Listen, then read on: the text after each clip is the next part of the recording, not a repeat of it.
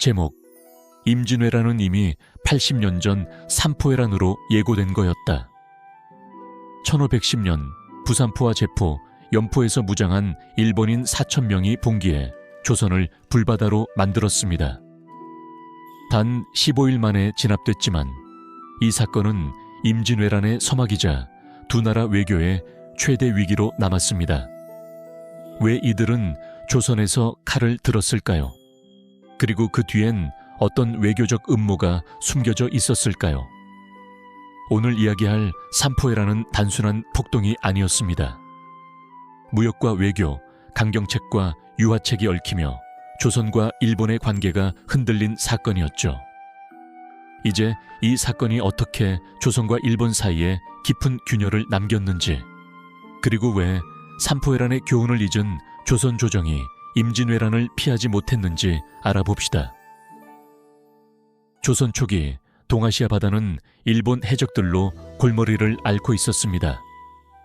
이에 조선은 해적들의 봉어지인 대마도를 정벌하기도 했죠. 하지만 장기적으로 조선은 해적을 무력으로만 막기보다는 무역을 통해 유화 정책을 펴기로 합니다.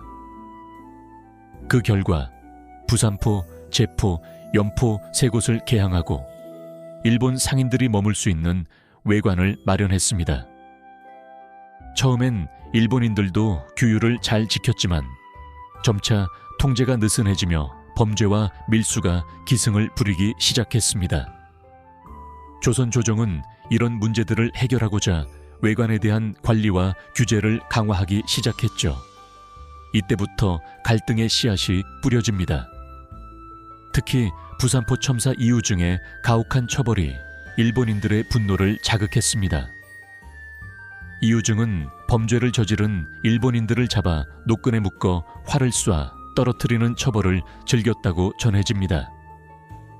이 잔혹한 방식에 일본 상인들의 불만은 극에 달했습니다. 마침 대마도주는 이런 분노를 이용해 조선 내 일본인들을 선동했고 1510년 일본인 약 4,000명이 부산포와 제포, 연포에서 봉기를 일으켰습니다. 이들은 동래성과 웅천까지 공격하며 조선을 혼란에 빠뜨렸죠. 조선 입장에서는 전쟁에 버금가는 혼란이었습니다. 하지만 조선 조정은 신속히 대응했습니다. 경상좌우도 방어사가 출동해 방역에 나섰고 결국 4월 19일 제포에서 8시간 만에 외인들을 진압하는 데 성공합니다. 전쟁의 확산을 두려워한 대마도주는 급히 강화 협상을 요청했지만 조선은 삼포의 외관을 모두 폐쇄하는 강경책으로 응수했습니다. 이 조치로 대마도는 심각한 경제적 타격을 입었고 주모자들의 목을 바치며 조선에 사죄했습니다. 하지만 대마도의 경제 회복을 위해선 무역 재개가 절실했습니다.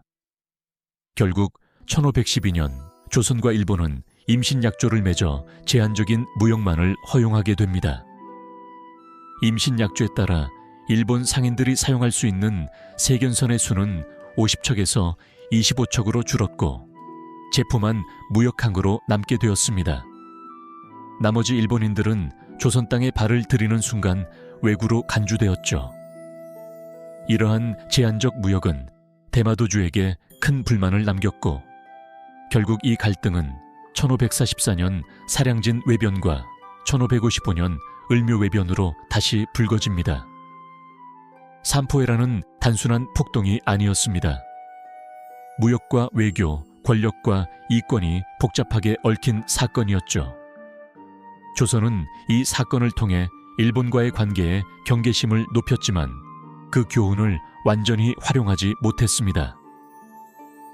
결국 80년 후 조선은 삼포회란의 경고를 잊고 방심하다 1592년 임진왜란이라는 거대한 전쟁에 파괴 휩쓸리게 됩니다. 삼포회란은 조선과 일본의 국제 외교 관계가 얼마나 복잡했는지를 보여주는 사건입니다. 작은 무역 분쟁이 어떻게 국가 간의 신뢰를 무너뜨리고 결국 전쟁의 불씨로 이어질 수 있는지를 잘 보여주죠. 과연 우리는 이 역사의 교훈을 지금도 제대로 기억하고 있을까요? 역사를 잊은 민족에게 미래는 없다는 말이 있습니다. 삼포해란의 교훈을 잊고 임진왜란을 맞이한 조선처럼 우리가 역사의 흐름을 놓친다면 또 어떤 일이 벌어질지 모릅니다. 오늘의 이야기가 흥미로우셨다면 좋아요와 구독 부탁드립니다. 그리고 댓글로 여러분의 생각을 들려주세요. 고맙습니다. 항상 축복과 행운이 함께 하시길 바랍니다.